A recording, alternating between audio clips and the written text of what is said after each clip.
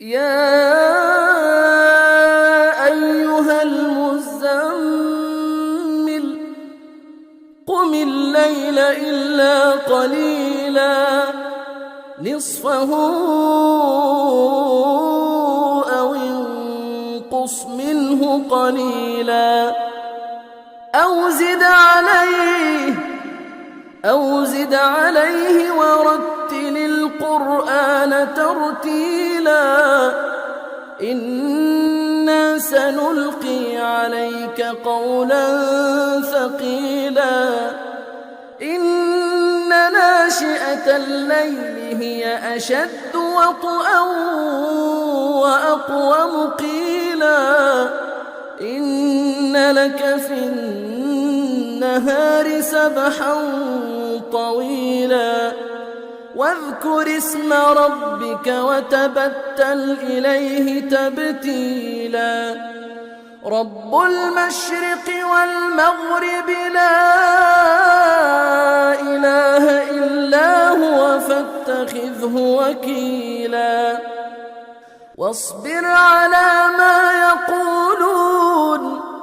واصبر على ما يقولون واهجرهم هجرا جميلا وذرني والمكذبين أولي النعمة ومهلهم قليلا إن لدينا أنكالا وجحيما وطعاما ذا غصة وعذابا أليما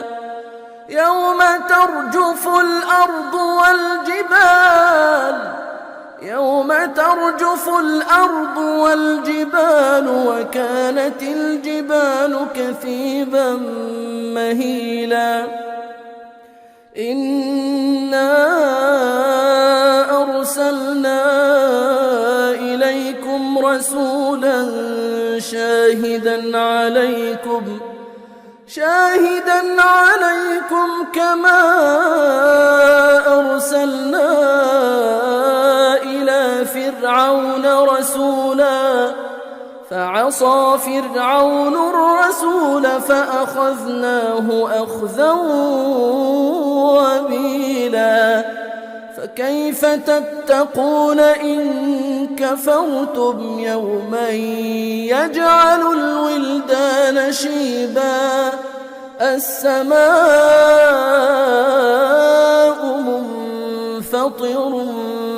به كان وعده مفعولا إن هذه تذكرة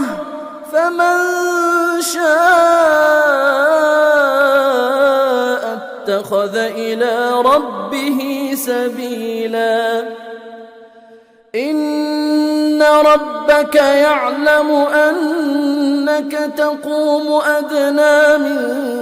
ثلثي الليل ونصفه وثلثه وطائفة من الذين معك والله يقدر الليل والنهار علم أن لن تحصوه فتاب عليكم فاقرؤوا ما تيسر من القرآن علم أن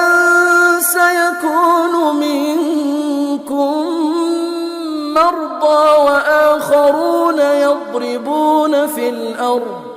وآخرون يضربون في الأرض يبتغون من فضل الله وآخرون يقاتلون في سبيل الله فاقرؤوا ما تيسر منه وأقيموا الصلاة وآتوا الزكاة وأقرضوا الله قرضا حسنا وما تقدموا لأنفسكم من خير تجدوه عند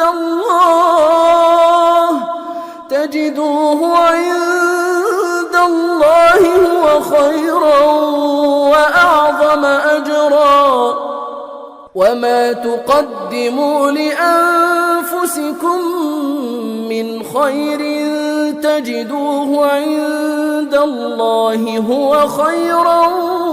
وأعظم أجرا واستغفروا